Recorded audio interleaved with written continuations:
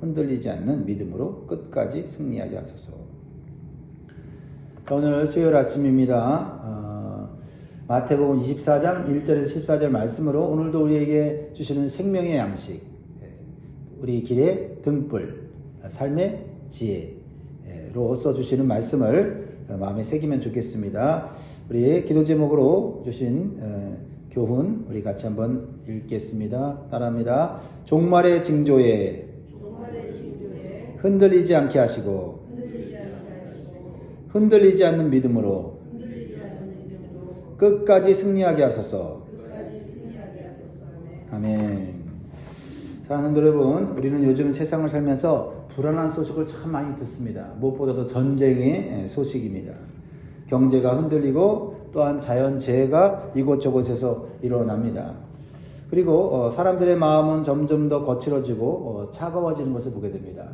그래서 정말 폭력과 또 여러 가지 불법적인 행위들이 더욱 많아지는 세상에 살고 있습니다. 그러다 보니까 신앙이 있는 사람도 없는 사람도 비슷한 질문을 하게 됩니다. 야, 이 시대가 정말 왜 이렇게 혼란스러운가? 내가 살아왔던 인생 중에서 가장 복잡하고 가장 두려운 세상인 것 같아 라고 말을 하지요. 그러면서 정말 마지막 때가 가까운 거 아닌가 하는 생각을 하게 되죠. 그러면서 우리 성도들도 두려운 마음이 들죠. 과연 이 시대에 우리는 어떻게 살아야 되는가? 실제로 사람들은 종말의 징조에 큰 관심을 가집니다.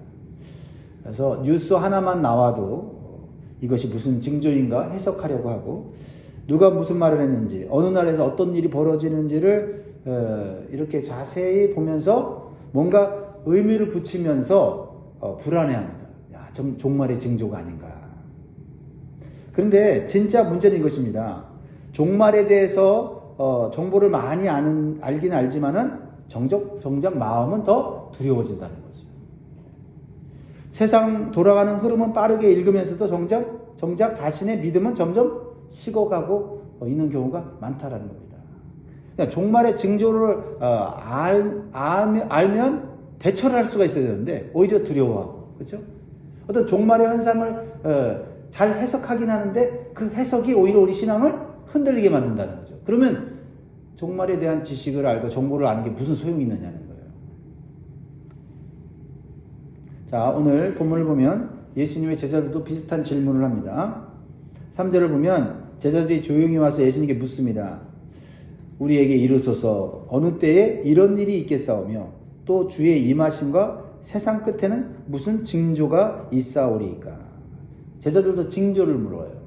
여러분 오늘 이 말씀을 들으면서 징조, 종말의 징조, 이것에 대해서 여러분들이 관심을 갖기를 바랍니다. 그러나 여러분 이 징조에 매몰되면 안 돼요. 징조에 매몰되면 안 됩니다. 이 징조를 올바로 대응하는 믿음의 자세를 가지는 것이 중요하다. 자, 주님의 말씀을 보십시오. 주님은 징조 자체보다 더 중요한 것을 말씀하셨어요. 주님은 어떤 일이 마지막 때에 생기느냐보다 그때 너희가 어떤 믿음으로 서 있어야 하느냐 하는 말씀을 더 중요하게 하셨다는 거죠. 그러니까 마태복음 24장을 읽을 때 그 초점을 놓치면 안 돼요. 와, 징조가 있구나. 마지막 때 이런 징조가 나타나면 세상이 끝이 오는구나 라는 데 초점을 맞출 것이 아니라, 그러면 그런 징조가 일어났을 때 우리가 어떤 믿음으로 서야 하느냐, 여기에 집중해야 된다는 겁니다. 그렇습니다. 예수님은요, 종말의 징조에 흔들리고 매몰되는 사람이 아니라 종말의 시대에도 흔들리지 않는 승리하는 성도가 되기를 원하십니다. 오늘 말씀이 우리에게 중요한 이유가 여기에 있습니다. 세상이 흔들리는 것은 어쩌면 피할 수가 없을지 모릅니다. 하지만 세상이 흔들릴 때 내 믿음까지 함께 무너질 것인가, 아니면 오히려 주님께 더 가까이 나아갈 것인가는 그것은 우리의 선택이잖아요. 오늘 말씀을 통해 종말의 징조에 매몰되지 않고 승리하는 성도의 자세가 뭔지 함께 살펴보고자 합니다. 첫 번째는요, 무너질 세상보다 흔들리지 않는 주님의 말씀을 붙들어야 합니다. 세상이 무너진다는 겁니다. 그러나 흔들리지 않는 주님의 말씀을 붙잡으면 승리한다라는 말씀입니다. 1절과 2절을 보면요. 배경을 보여주고 있죠. 오늘 말씀 배경. 예수께서 성전에서 나와서 가실 때 제자들이 성전 건물들을 가리켜 보이려고 나오니 대답하여 이르시되 너희가 이 모든 것을 보지 못하느냐? 내가 진실로 너희에게 이르노니 돌 하나도 돌 위에 남지 않고 다 무너뜨려 지리라. 예수님이 무너진다는 얘기를 하는 거죠. 그래서 제자들은 의도적으로 예수님께 성전을 가리키며 보시게 해요. 왜 그랬을까요? 그들의 눈에는 성전이 너무나도 웅장하고 화려하고 영광스러워 보였기 때문이에요. 한마디로 성전만 있으면 우리는 괜찮고 성전만 있으면 우리는 안전하다라는 생각을 가졌다는 겁니다. 당시 예루살렘 성전은 유대인들에게 단순한 건물 이상이었습니다. 그것은 민족의 중심이었고 종교의 중심이었고 하나님 백성이라는 정체성의 상징이었어요. 이 성전만큼은 무너지지 않을 것이다. 그런데요, 예수님 아주 충격적인 말씀을 하세요. 이 성전에 돌 하나도 돌 위에 남지 않고 다 무너뜨려 지리라. 그럼 뭐가 남는다는 건가? 뭐가 흔들리지 않는다는 건가? 이 세상에 붙잡을 게 뭐가 있다는 건가? 하는 두려움을 가져다 주는 말씀 아닙니까? 실제로 이 말씀은 역사적으로 이루어져서 AD 70년에 예루살렘 성전이 로마에 의해서 무너짐으로 이 예언이 성취되었습니다. 자, 유대인들이 가장 견고하다고 여겼던 성전이 무너진 이 사건은 무엇을 우리에게 가르쳐 줄까요? 이게 중요한 메시지가 있어요. 사람이 붙들고 있는 것 중에 영원한 것은 없다는 거예요. 이거를 우리가 인정해야 돼요. 우리 눈에 보기에 안전하고 야 저거 있으면 나는 행복할 거다 라고 생각하는 모든 것은 다 무너진다. 이 생각을 우리가 해야 돼요. 우리는요, 눈에 보이는 것을 붙잡습니다. 재정이 안정되면 우리는 안정된 삶을 살 것이다. 좋지요. 재정이 안정돼야죠. 그러나 그것이 우리를 영원하게 붙잡아주는 건 아니다. 건강하면 또한 우리는 안심합니다. 건강이 오래가지 않습니다. 관계가 괜찮으면 마음 편하죠. 그러나 이 모든 것은 다 흔들릴 수 있다. 흔들릴 수 있다. 무너질 수 있다. 라는 거예요. 부정적으로 생각하는 게 아니라 그것이 주님이 말씀하신 거다라는 겁니다. 성전, 하나님의 성전도 무너졌다면 세상에 안 무너질 것이 어디 있겠는가. 그래서 예수님이 이것을 깨닫기를 원하시는 거예요. 무너질 것을 붙잡지 말라. 무너질 것을 붙잡지 말라. 이게 우리의 믿음의 시작이 기초예요.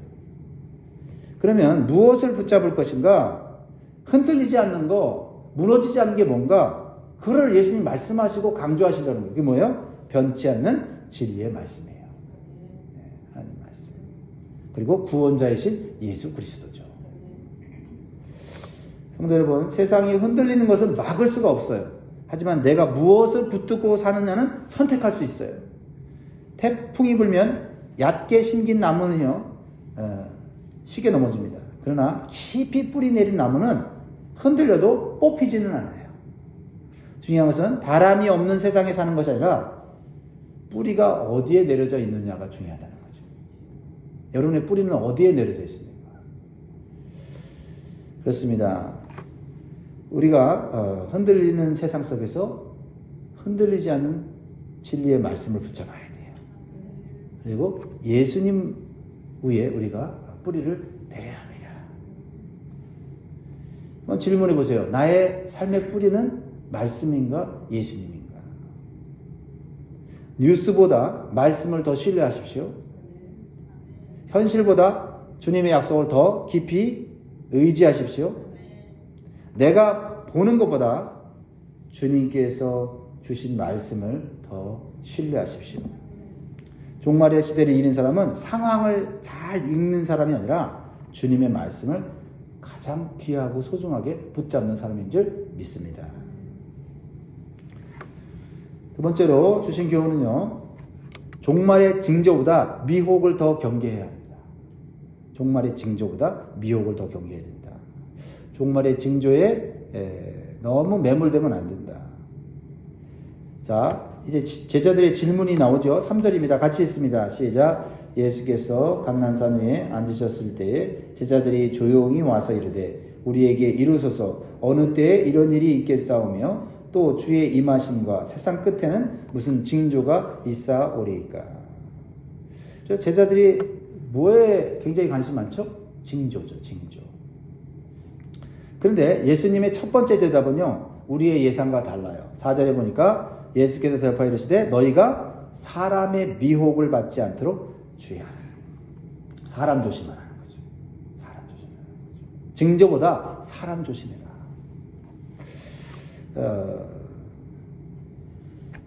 예수님의 관심은요, 미혹을 피하는 거예요. 미혹.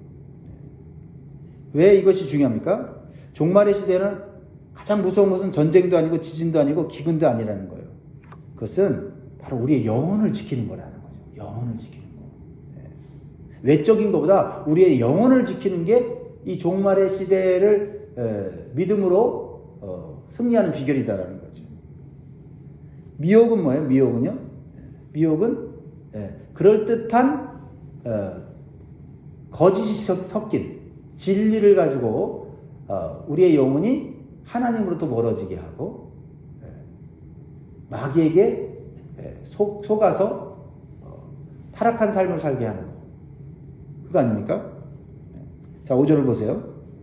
많은 사람이 내 이름으로 와서 이르되 나는 그리스도라 하여 많은 사람을 미혹하리라. 하필이면 왜 그리스도라고 해서 사람들이 와서 미혹할까요? 하나님으로부터 멀어지게 하는 거죠. 그리스도라고 하면 사람들이 좋게 생각하지 않습니까? 예수님을 믿는 사람 안 믿는 사람이든 예수님을 나쁘게 생각하는 사람은 아무도 없어요. 근데 예수님이 누군지를 정확하게 아는 사람은 많지 않다라는 거죠. 그러니까 예수님에 대한 얘기, 그리스도에 대한 얘기를 하면서 우리의 영혼을 잘못된 길로 가게 하는 거죠. 그러니까 미혹은요, 단순히 어떤 정보 한두 가지를 잘못 아는 것이 아니에요. 인생의 방향이 틀어지고 삶의 목적이 잘못되고 신앙의 중심이 빗나가게 하는 거. 이게 미혹이에요. 이게 미혹이에요. 종교 생활을 열심히 하는데 초점이 예수님이 아니고, 그렇죠? 내 삶의 행복. 행복해야죠. 근데 행복이 예수님보다 앞서면 안 돼요. 그러면 교회 생활하면서도 신앙생활이 어긋날 수가 있어요.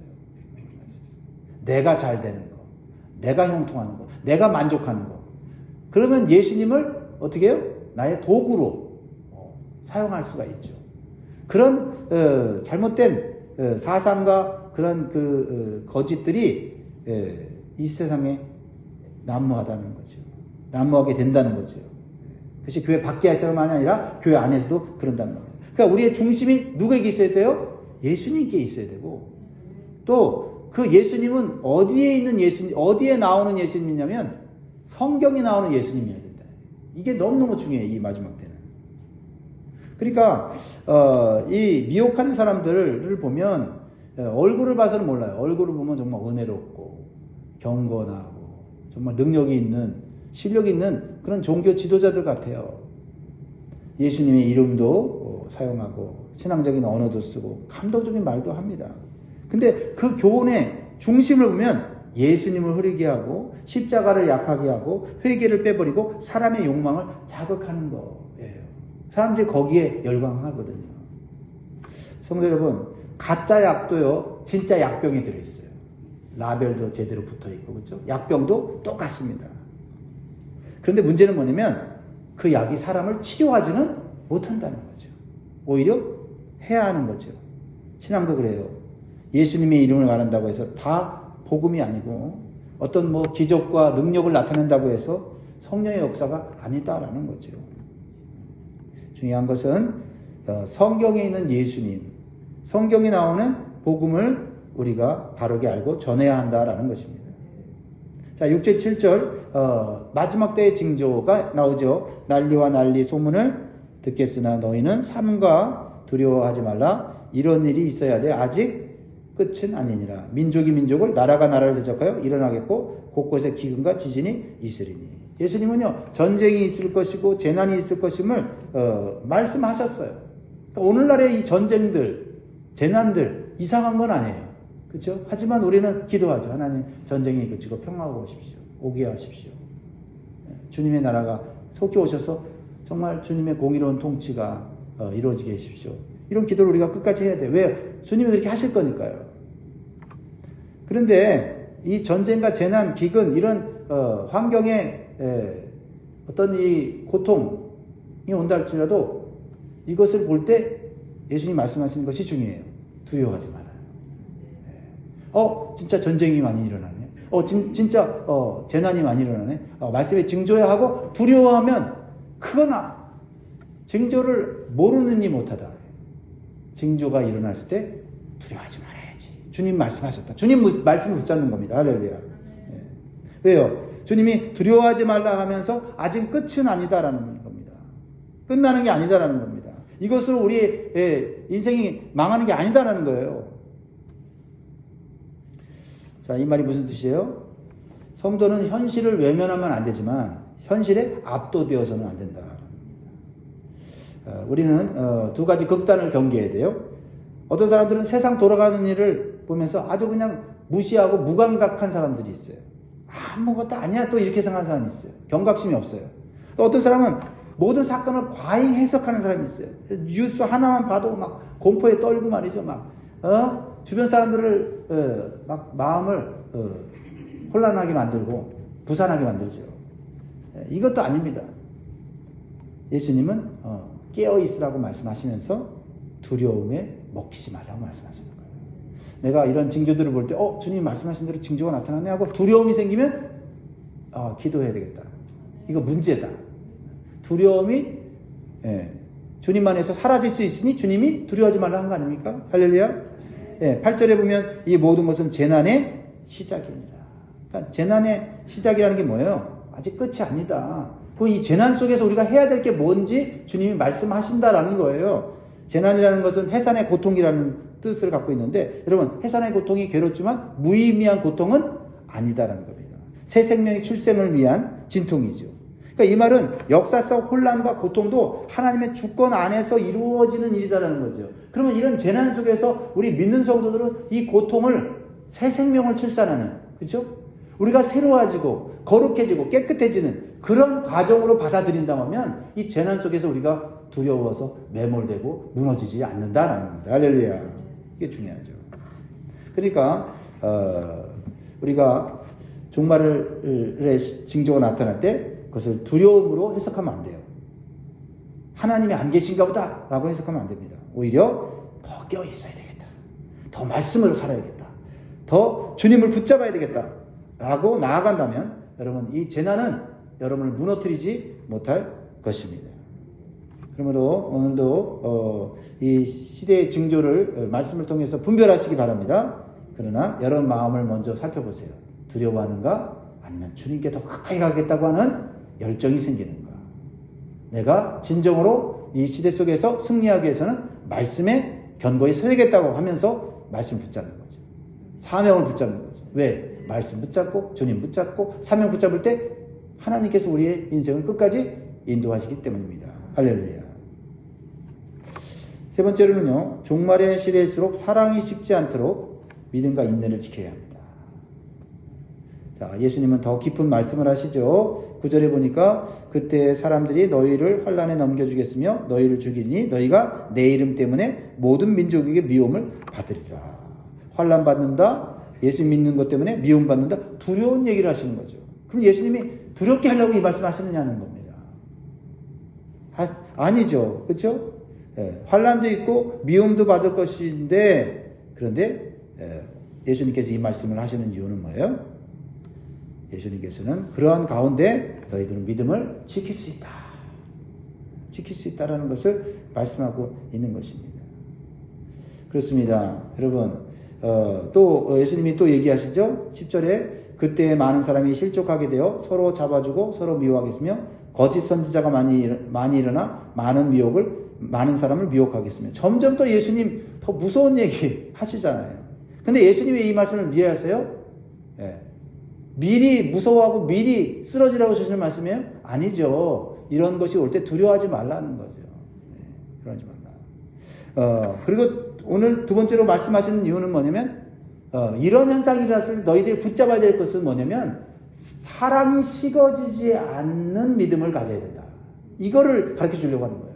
그러니까 두려움을 이기고 마음의 사랑을 품으면 이러한 시대 속에서도 승리할 수 있다는 가르쳐 주는 거 아니에요? 그래서 12절 말씀 읽겠습니다. 시작. 불법이 성함으로 많은 사람의 사랑이 식어지리라. 이 말씀이 중요하죠. 사랑이 식어지라는 것은 너희들 사랑 식어질 거야, 그렇게 될 거야 라고 자포자기하는 말씀이 아니죠. 사랑 식어지니까 너희들 사랑 식어지지 않게 힘써야 된다. 이 말씀을 하는 거죠. 예. 여러분, 죄가 많아지고 무질서가 심해질수록 사람의 마음은 어떻게 될까요? 차가워지죠. 자기만 살려고 하죠. 그렇죠? 마음의 문을 닫고, 그렇죠? 사람들을 경계하죠. 그리고 공동체보다는 개인의 이기적인 삶을 살려고 노력하죠. 예. 그것을 당연시 여긴다는 겁니다. 그래서 성도들조차도 마음이 차가워지고 사랑이 식어질 수 있다는 겁니다.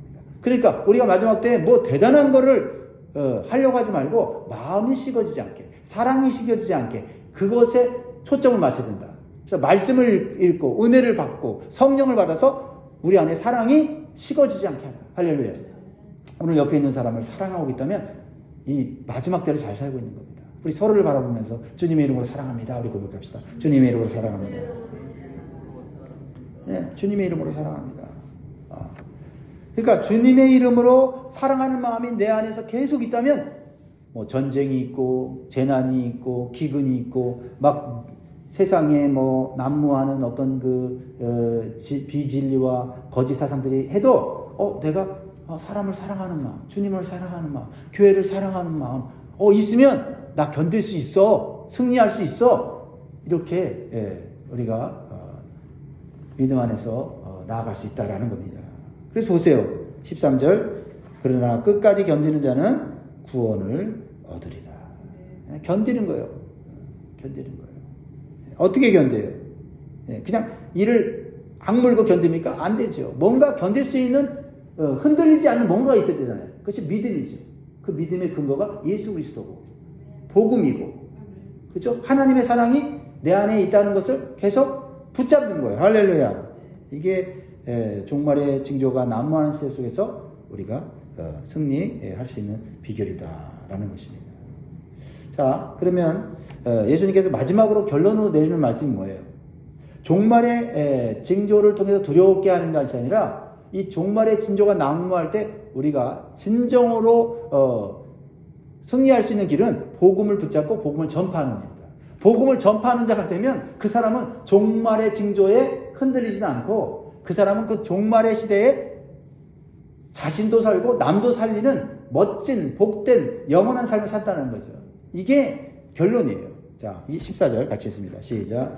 이 천국 복음이 모든 민족에게 증언되기 위하여 온 세상에 전파되리니 그제야 끝이 오리라. 예수님께서 지금까지 무서운 얘기 하셨죠. 그렇죠? 전쟁, 재난, 핍박, 배교, 거짓 선지자, 사랑의 식어짐을 말씀하셨어요. 근데 마지막을 무엇으로 마무리하세요? 복음으로 마무리하잖아요.